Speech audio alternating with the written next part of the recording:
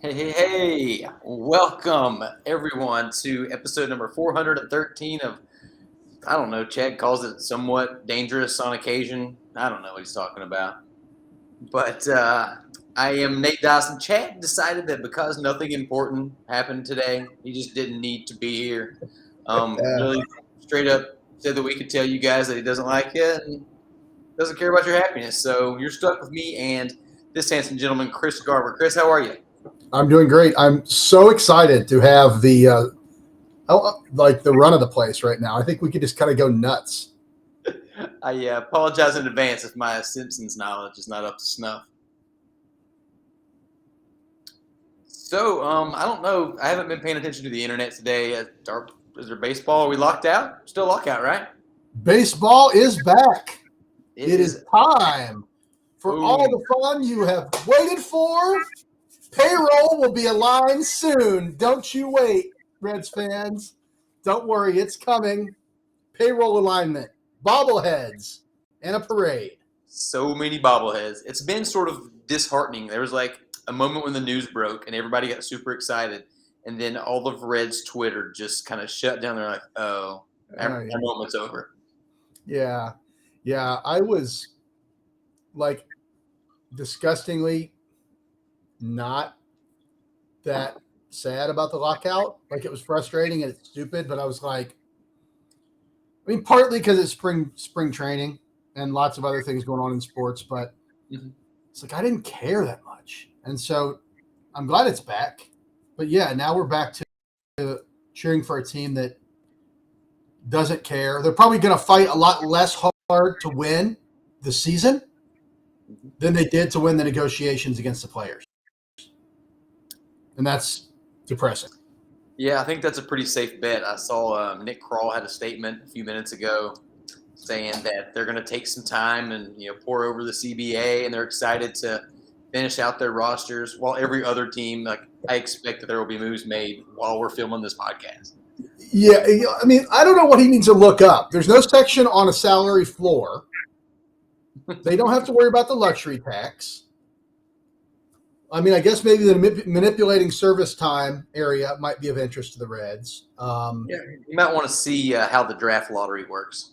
Yeah, that's true. He needs to bone up on the draft lottery.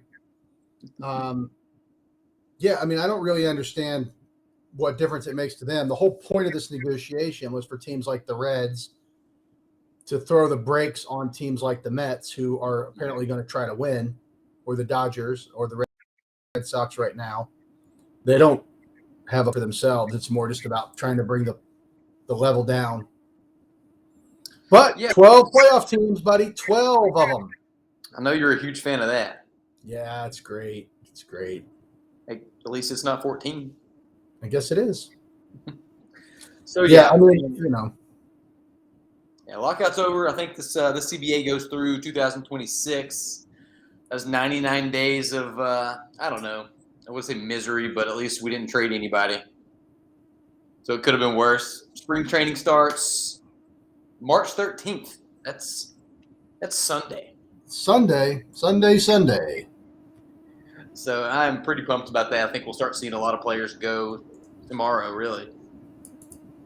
Opening day, April 7th. Reds starting on the road. Do you have any feelings about that? Well, I mean, I think the obvious thing is to draw the 1990 parallels, where off-season work stoppage led to a slight delay in the start of the season, and then the Reds, went wire to wire. So, sure. You heard it here first. Probably going to happen. The 2022 Reds are going wire to wire. Love it. I mean, you've got, there's a lot of similarities. We don't talk about this enough, but the similarities between these teams are, striking. I mean, both of them on a normal night will put 9 players on the field. And, wearing uniforms. I mean, look, I'm kidding around. I mean, gosh, look at it. On one hand, you have Barry Larkin, the other you have Kyle Farmer. Parallels. Same deal. Is Kyle Farmer the shortstop? I know it's not on the agenda, but is Kyle Farmer the shortstop on April 7th, 2022? I think so. I don't want to feel that way, but it seems like if there's going to be a rushed spring training, I can see them using that as an excuse to keep the known commodities in Yeah, and play. if you don't care about winning, Well, they certainly don't. We're in no position to debate that. So the Reds home opener is going to be on the 12th, and they are playing the Zombie Indians. I am going to struggle to remember to call them the Guardians. so, wait, the Ohio Cup is start early. I mean, That's it's must awesome. see TV. We love the Ohio Cup from here. It's really exciting. You Um, planning on getting any of those? no, nope. Again, I'm not in a hard boycott like some people are, but I am in no rush to put money in Cabbage Man's pocket. So if my kids want to go, I'll go. If I stumble into tickets, I'll be there. But Yeah, fair enough. Yeah. I'm We got a torn. statement. Did you see we have a statement from ownership? Ooh, Now, what listen, did I mean, our cheerless leader have to say?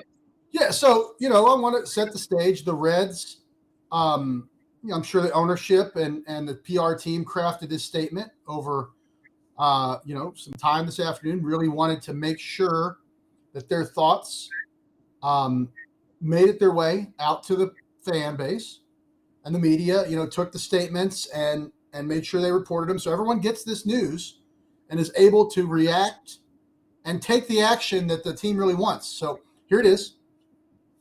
We cannot wait to welcome our fans to Great American Ballpark for the Reds home opener on April 12th, when we will celebrate with all the traditions and fun that make opening day in Cincinnati the greatest day in all of baseball. Unquote. Yet. There's your statement. Yeesh. All of the traditions and fun will be there. It also is the greatest day in all of baseball under the Castellini ownership because it's the only day that you're really optimistic about the season. Yeah. I mean, they could be 0-5 by that day, I guess, this year. I don't know. I mean, I know people make these statements all the time, and should just shut up and leave it alone. But what was the point of that? What were they like? Oh well, so and so in Delhi is going to hear that and go buy tickets.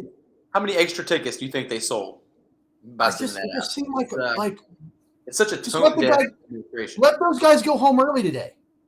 I'm sure they've been working hard. They got a pack for Arizona. We didn't need to stick around for 45 minutes to write that. They were sitting around a conference table, and after the end of that 45 minutes, somebody's like, "You know what? I think we've got it. This is it. Pencil behind his ear, sold out." Yeah, I pull it out of the typewriter. Here it is. I don't want to stifle people's enthusiasm because I'm excited.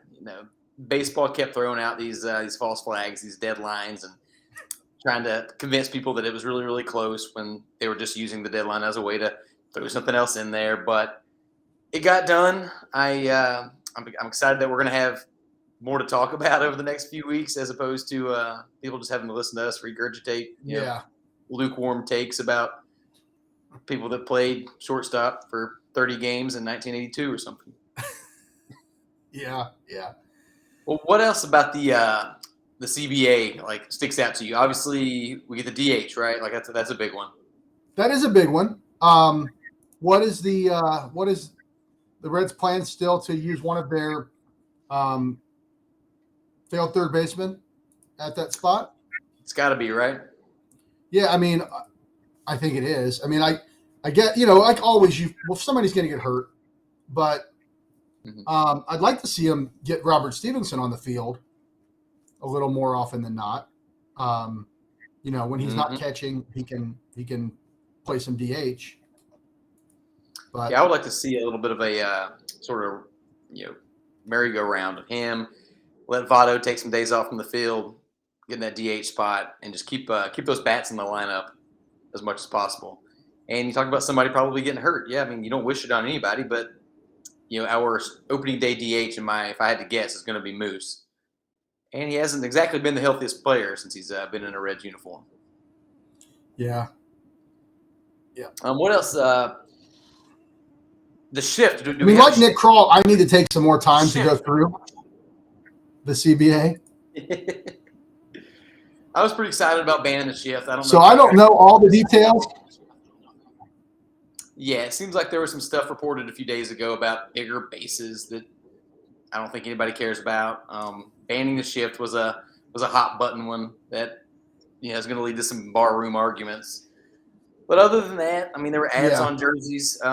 They got rid of the extra innings rules that they had the last couple of years to go more ghost or 7 inning That was doubleheaders. a fiasco. It was a fiasco. I had one of my buddies ask me about it. He just went on a rant one day, and I was like, "Well, there was a point in the season where the Reds were like 9-2 in those games." I said, "Let those numbers come back to normal before I start hating on it." Yeah. I mean, I don't know what the future of baseball looks like on the field. Mm-hmm. The expansion. The thing about the expanded playoffs that just to say why I hate it is because it makes the regular season less important.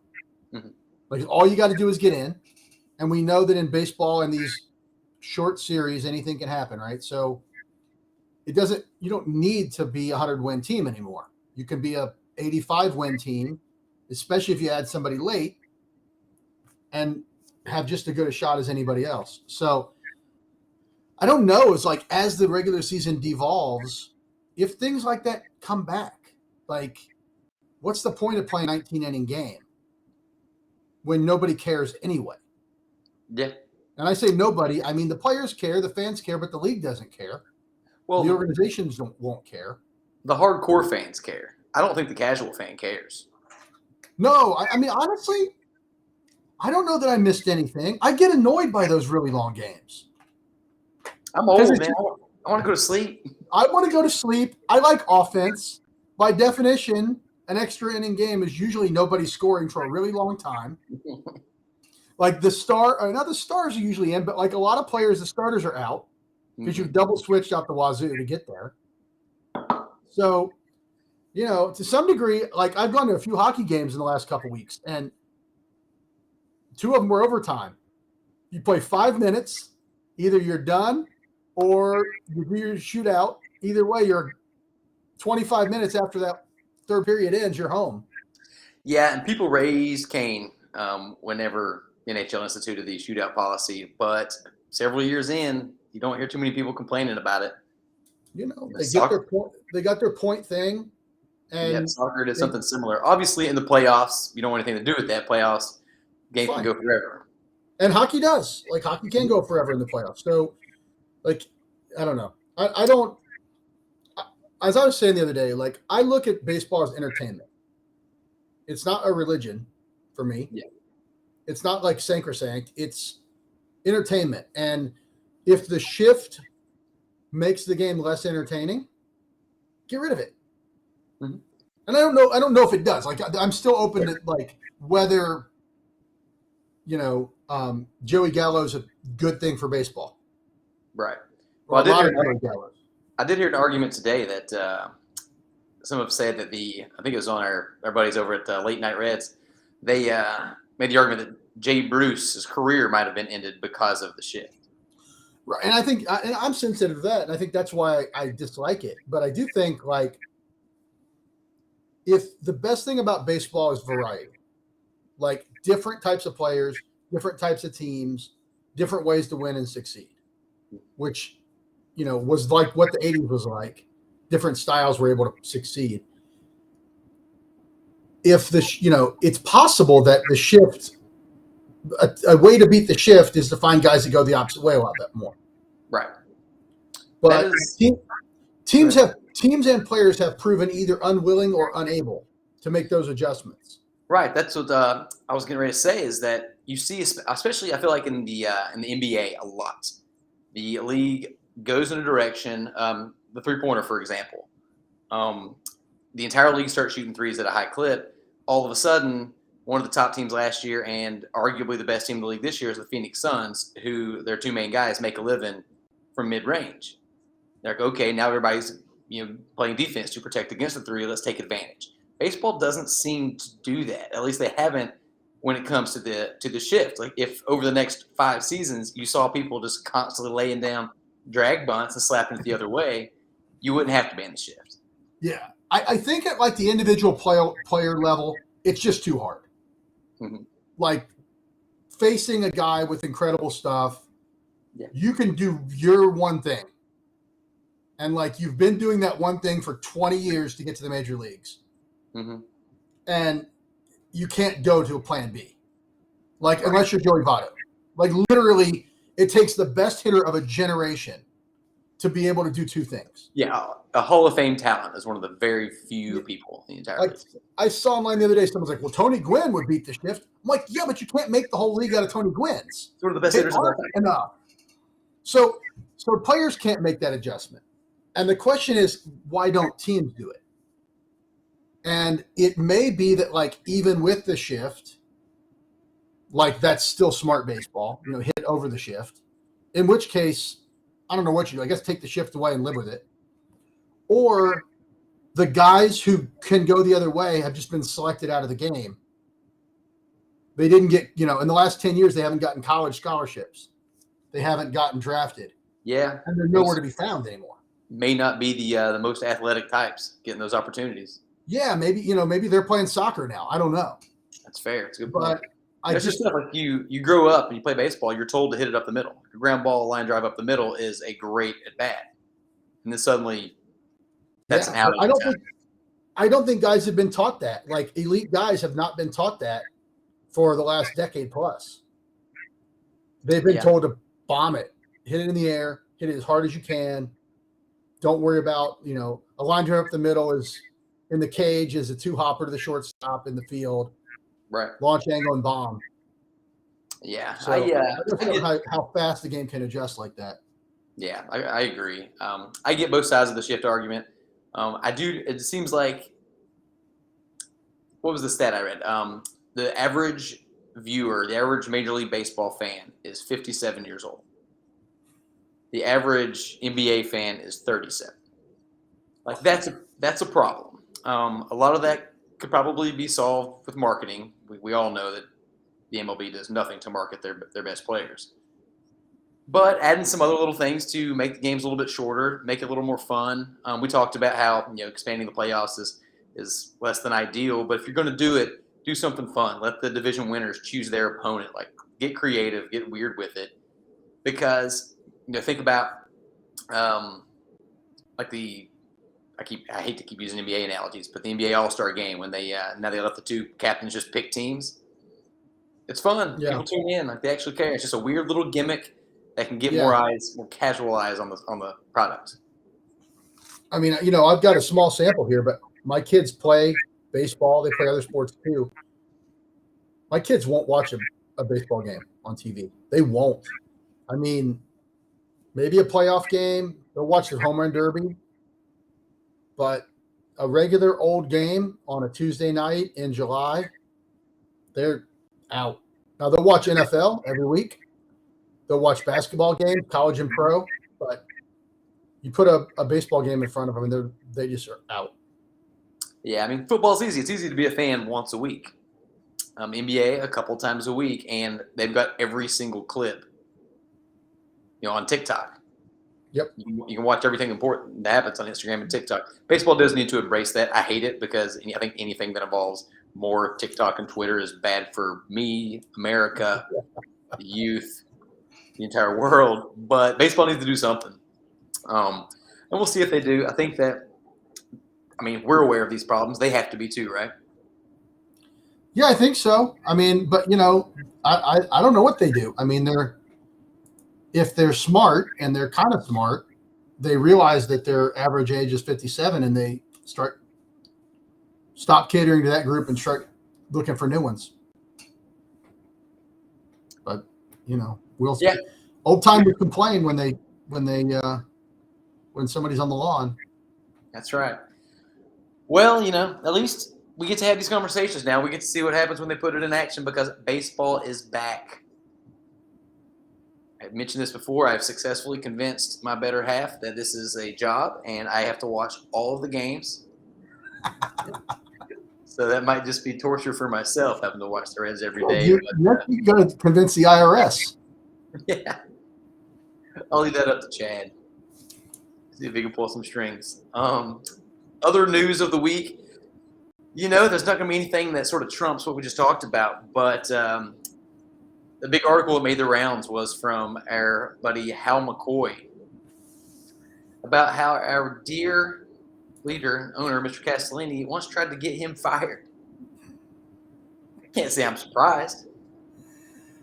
I can't either. That's shady.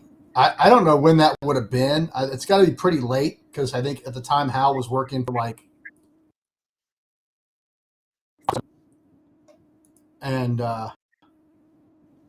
it's shady. I mean, I think the takeaway from that is if he's doing that to McCoy, who at the time of enshrined in the Baseball Hall of Fame and was only like adjacent to the Reds, he's got his thumb on everybody in that broadcast booth. And he's, not afraid to exert a little control over the message.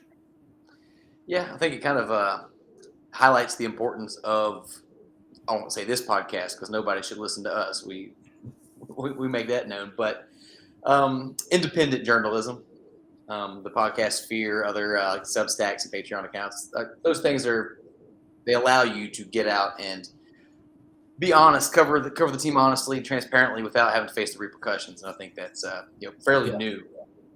I think so. I mean, I think it's some people would disagree, but I think it's very fair to say that the coverage of the Cincinnati Reds is not as extensive or aggressive as, let's say, the Yankees encounter on a daily basis. I don't think that the media is even in play. They're not even playing the same game. No, it doesn't seem to be a very competitive group, if that makes sense. I think back on all the old.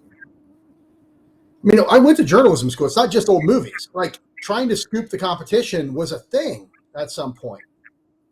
And there's, one guy in particular who's been around a while who just kind of goes along.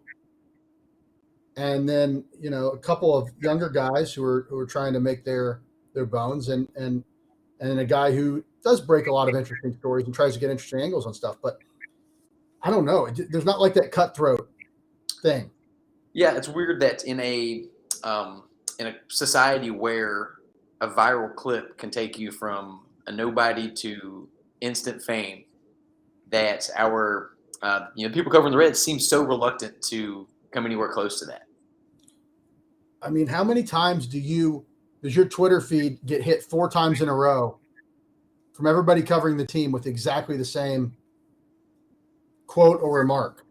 And I know they're limited, especially now. Like they're all watching a screen with Nick Kroll on it, so there's no way to get something else. But I don't know. I mean, guys have phones. It's just surprising to me.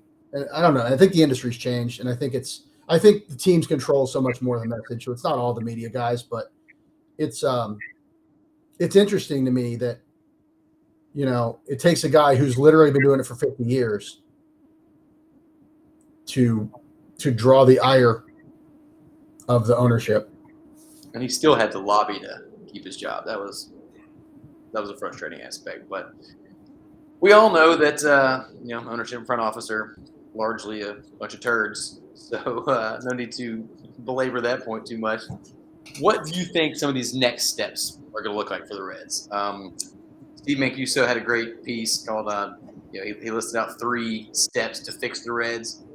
I don't know if you got a chance to give it a read, but his first one was hire a smart, modern outside person to run the organization, which I have a hard time disagreeing with. Don't know they need to be outside the organization, but if it's a numbers game, yeah, they probably are. Number 2 was return the payroll plan to the plan they had in 2020. Not the hottest of takes. It's hard to disagree with. It's hard to see happening.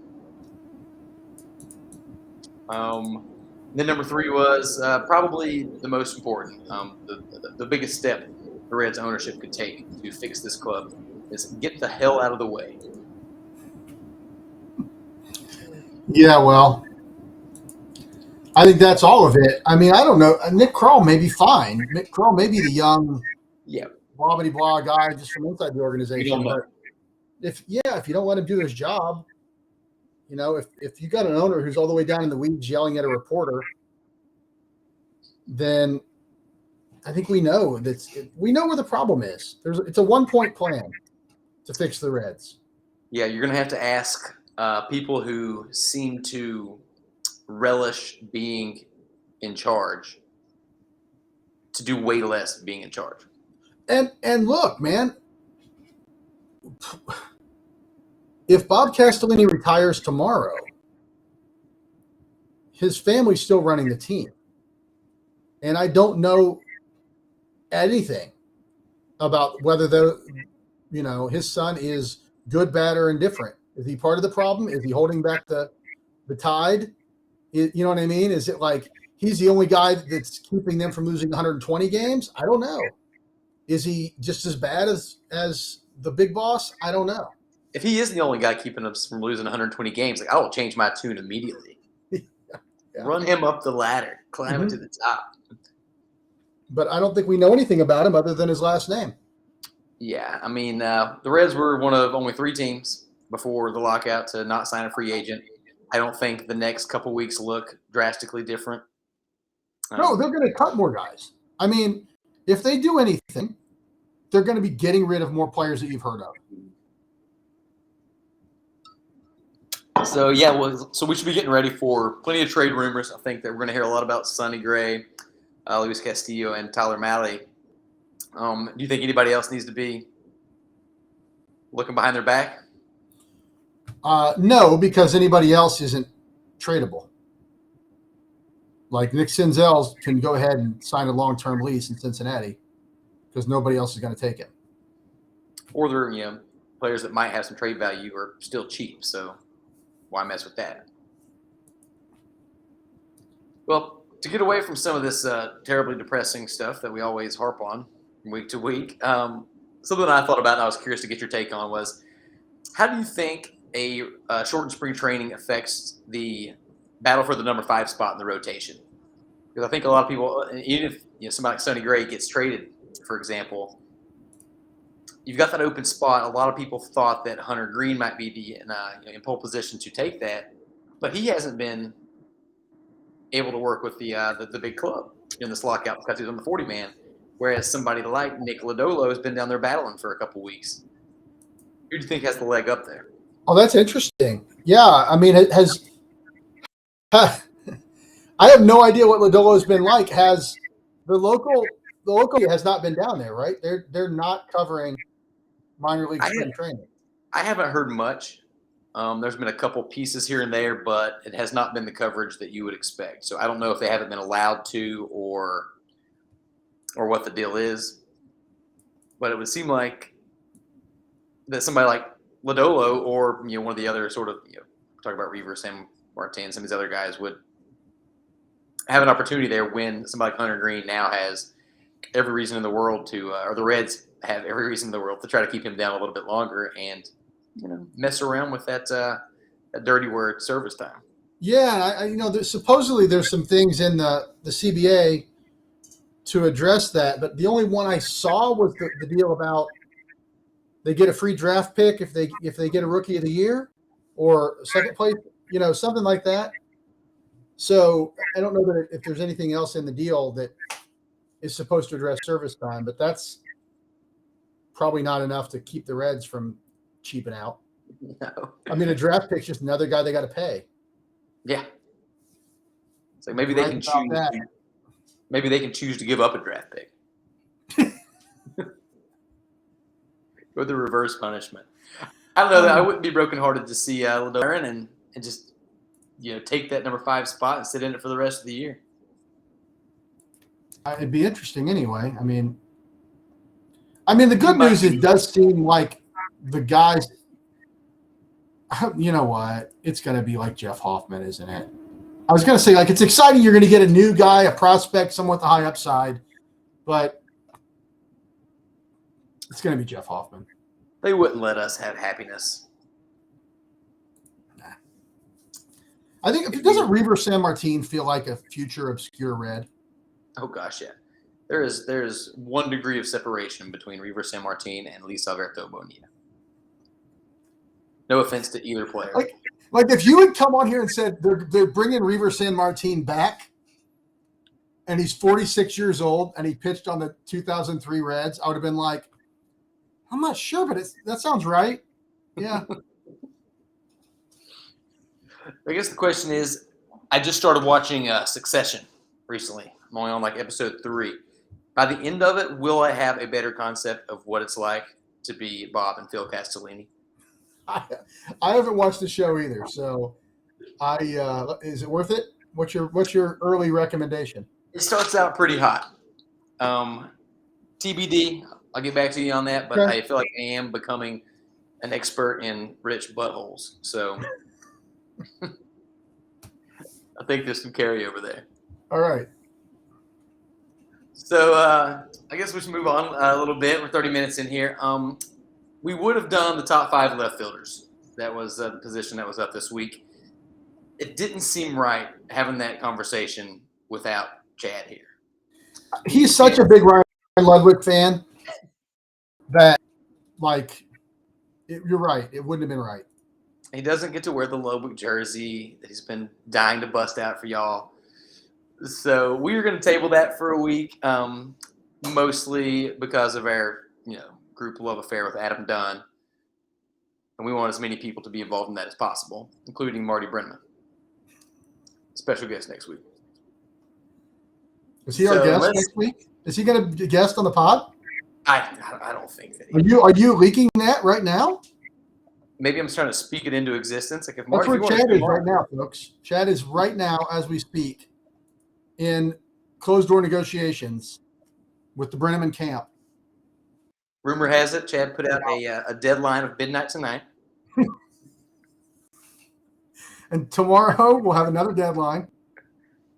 But I heard that as we were approaching the witching hour, Marty tried to require that Tom also gets brought on, and that was a deal breaker for the Riverfront people. Anything else? Next week to hear the mystery guest. Anything else you think we need to touch on before we get to some viewer mail questions? No, I don't think so. Well, I'll pocket my Lance Nick stories for next time. Yeah, we appreciate that.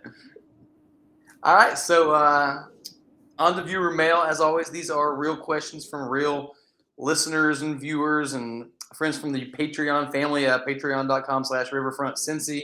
Go there, support the community, support all of us. If we don't have any money, then my future wife is going to realize that this isn't a job, so do it for me if nobody else. But one fun thing you get to do is ask random questions, and we give stupid answers. So first up this week, and Jerry, if I mispronounce your last name, I apologize. It's Jerry Saduth. Saduth. I'm going to go with Saduth. And I guess this one goes straight to you, Chris. He says, what was your favorite tidbit you learned in your research for the Big 50? Also, sell the team. Also, sell the team. That's a good one. So many great stories you learned, but I think one of them that I was thinking about the other day was the fact that one family were the groundskeepers for the Cincinnati Reds from like 1878 to 1970. It was like 4 generations of the same family. And I actually connected with like their grandson on Twitter a couple weeks ago. No kidding. Yeah. But it was really cool. Just all the innovation and just kind of the off the field stuff. I thought that was a really cool story. And you can all read it when you buy the Big 50, the men and moments that made the Cincinnati Reds. Some have called it literally the greatest book of all time. I've heard that. I think it was my mom that said that, but she's a smart lady.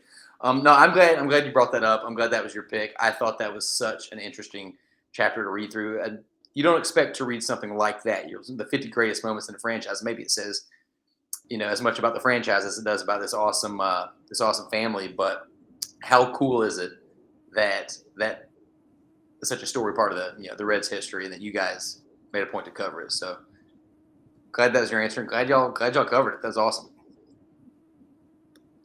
All right, moving on. Next question is from, man, you guys, those last names are tough. Brian Bouts, Baute. Chris, you know how to pronounce that? I'm guessing Bowdy, but We'll go with Bowdy. I feel like I should have gone back and researched like Chad's pronunciations. Brian B. Old Brian B. said, if you were a billionaire and wanted to start a new competing baseball league, which 5 current MLB players would you want to sign first, considering both talent and marketability? I It says a love lot about that. the state. It says a lot about the state of our league when I think 2 of the last 3 weeks we've had people pose questions about what we would do if a new league was started. People are willing to get Saudi money to start a new league. I love this question. Who you got? Who are some of yours? I mean, I think Ohtani's the easy number one, right? Absolutely. I mean, he's the guy, international pitcher. I mean, just historic figure, awesome player, kind of a fun dude, and has the international part of it. I mean, he's got to be the number one. Got to do it. Tall. He's a strapping gentleman. Easy number 1 pick. My number 2 would be Ronald Acuna Jr. I like that. Yeah, I like his fire. I think we need a little more of his sort of attitude and approach to the game. That's pretty good. I think Mookie Betts probably. Yep, we could be on there. That's a fun player who is likable and obviously really good. Yeah, he's not bad. He's not bad at the baseballs. Tatis Jr. I think that's probably pretty good. Just a stud. He's got that flair that I think baseball needs a whole lot more of. Yeah, and then I think for the 5th one, I would take. This is kind of a different idea, but I'd take LeBron James. Ooh, I think you're going to sell some tickets and get some eyeballs on the TV that way. Taking LeBron James into my baseball league. I was looking at this article that was about Q scores, which is kind of like a popularity and awareness rating of different types of celebrities and public figures. And this was like 3 years ago, but they said that Mike Trout was as recognized as Kenneth Farid, like the backup forward or whatever from the NBA. Who I don't think is even in the NBA anymore. Yeah. 22 was his score, which, I think like Tiger Woods is probably like a 75 or an 80. Wow. I mean, that puts it in perspective. The best player of our generation, one of the best players of all time. And nobody knows anything about him. You might not recognize him if he walks into your neighborhood bar. So I like our league. I think we got a good top 5. I love the LeBron pick. The next question is probably my favorite question that's ever been asked on here, and I spent an embarrassing amount of time thinking about this. I've actually thought about this and had this conversation at several bars throughout the last decade or so. And it's from our buddy Joe Farfsing. Joe asks, fictional baseball all-star team. So Roy Hobbs plays right field, Ricky Vaughn on the bump. Who else you got? This has always been one of my favorite barroom conversations. Like, if you could make up a baseball roster only of movie characters, who is it? So I love this. Do any of them pop in your head right away? Yeah, I think I got Crash Davis behind the plate. I also had Crash. I went Benny the Jet Rodriguez at shortstop. The adult version or the Sandlot version? Well, the Sandlot version starts, but when we need to pinch runner, we'll call in the adult version. Wasn't he like? That's part of the movie is so confusing because he's got to be like 46 years old, and he's still serving as a pinch runner. Yeah, you see Smalls in the studio, obviously well past his playing days. With his really, really long hat. Jet still home. I don't care. It's one of the greatest movies of all time.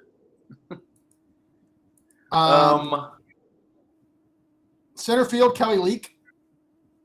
Ooh, that's a very good choice. I was leaning more Willie Mays Hayes at center field, but yeah, Kelly Leak, love it. Your list tends to get a little major league heavy, so I like going Yes, out yeah. there. Um, Yeah. First base, I went with Stan Ross, Mr. 3000, Bernie Mac, the most realistic athlete, professional athlete. what position does Crew Haywood play?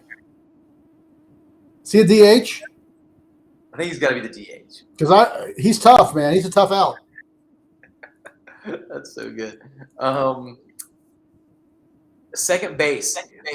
I had a hard time with this one. I had to do some research. My second baseman, Marla Hooch from League of Their Own. There was a second baseman. There's a movie from called Long Gone. It was an HBO original from the late 80s. And it was set in the minor leagues in the 1950s. And it had William Peterson, later known as the guy from CSI or To Live and Die in LA. And I think he was like he was kind of like a Crash Davis player, like a minor league lifer. But they had a second baseman played by Dermot Mulrooney named Jamie Don Weeks, who was pretty tough. Dermot Mulrooney, another super realistic professional athlete. That movie had Teller in it also as the son of a team owner. Teller from Teller. Okay, why not? Who's your manager? There's so many good manager candidates. I went with Billy Haywood from Little Big League. I got to go with the guy from The Natural, the Wilford Brimley. Can't remember his name in the movie. But there's a lot of good ones. Yeah, I forget his name, but from Lou from Major League is incredible. You do Tom Hanks, League of Their Own. There's so many good ones. Yep. Go watch Little Big League if anybody hasn't watched it at all or hasn't watched it in a while. The most underrated baseball movie out there. Inner Circle, as Chad would say. All right, who's next? Oh, this is a fun one too. Our buddy Nathan Sturworth said to rank these Reds utility players from best to worst. He went Jeff Branson, Lenny Harris, Chris Steins, Ryan Frill, and he said Ryan Farmer, and a quick baseball reference search did not lead me to any strong conclusions as to who Ryan Farmer is, so I can only assume he means friend of the program, Kyle Farmer. All right, so we looking career or Reds? I mean, it's mostly the same, but I'm going straight feelings, no facts. Okay. No facts allowed, no stats, just based on your memory. So I think Friel is probably the best of those guys. Friel was actually a pretty valuable major league player for a couple years. Mm-hmm. I had Friel number one. You had him first? Yep. Yeah. Who do you have second? I went with Chris Steins, and that was just because I remembered him the best, which is saying a lot about Kyle Farmer. Yeah. Steins had a couple years too where he was really good. Like his first year and a half, 2 years of the Reds, he was really hitting well. Yeah, they really liked him in Cincinnati too. Number three? I mean, I think it's probably Farmer because the other two guys just didn't play very much. Like they were interesting guys, and Branson you kept thinking was going to be something, but Farmer, for all the beating we give him, like he can play shortstop in the major leagues and be just a little bit below average hitter. But I could be convinced otherwise on this. No, I think that's pretty reasonable. And you know what? If we're lucky, we can bump Kyle a couple spots up on this list by the end of the year. After he starts 162 games, shortstop.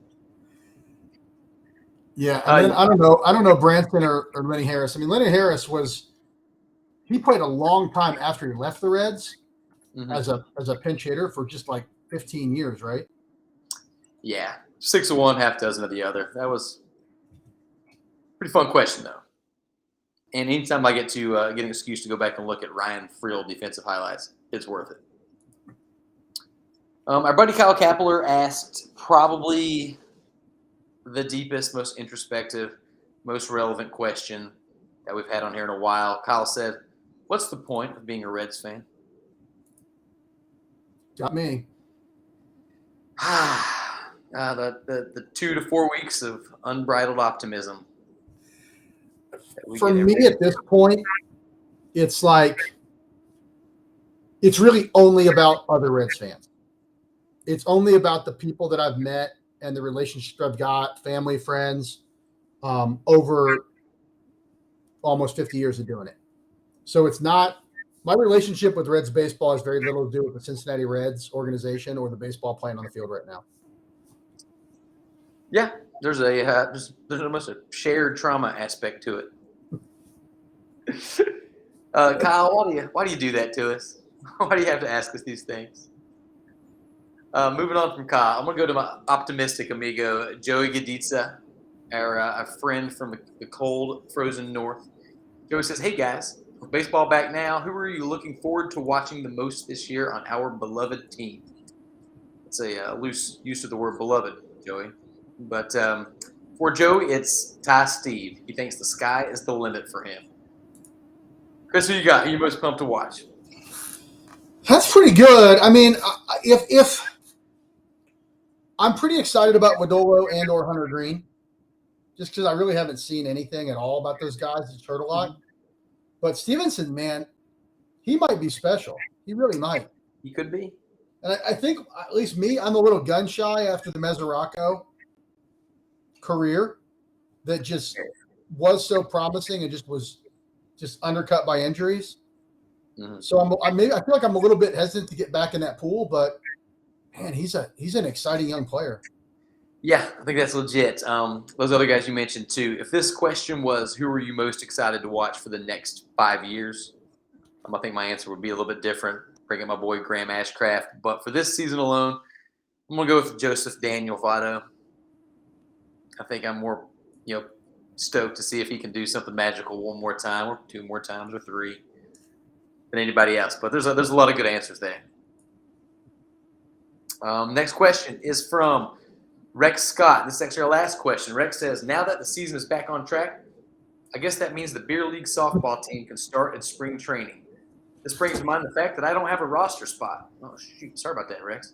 He said, when I joined the family, it was felt that I was better suited to be added to our pickup basketball squad. This caused great mirth amongst friends here in Tucson who have played hoops with me. So, can I get a position on the softball team? I don't know if we can do that without Chad here. That's a fair question, and I feel like Chad's the GM. I mean, I don't want to string Rex along. If we've already caused whatever, let's make the call. We've already caused great mirth amongst his friends. I almost feel like we should name him the power forward for the basketball team again, and just keep it going. He's the punter. Since we had the fictional baseball character question earlier, I'll tie into that theme. And maybe we'll set a record for most times Mr. 3000 has been referenced on a podcast. But they had a character named T-Rex Pennebaker, who was their young stud. So T-Rex, Rex, you can be our athletic, slugging left fielder. I like it. You can either do that or give him Kyle Farmer a spot at shortstop. That's a way better idea. All right, I think that just about does it. Chris, do you have anything you want to add before we call it a night here? No, I tune in next week for the Chris and Nate show. We've changed the credentials on the website, and Chad is out. As of now, I am in charge. There's a non-zero chance Marty Brennan will be here. I wouldn't expect it, but it's not impossible. We are sorry that you had to put up with us, not Chad. I mean, it'll probably be the most listened to episode yet, so excited about that. But yeah, Chris, thanks for coming on. I appreciate you helping carry me through this as we fill in for that dear brother of mine. And thank you to all the listeners and viewers for giving us a platform and not turning it off yet. You can find us at youtube.com/riverfrontcincy. Like, subscribe, do whatever the screen tells you to do to make us look better. Instagram, Facebook, the riverfront.com/riverfrontcincy. If you want to join our community, we got a fun little Slack channel where we get on there and talk all kinds of nonsense, not just Reds.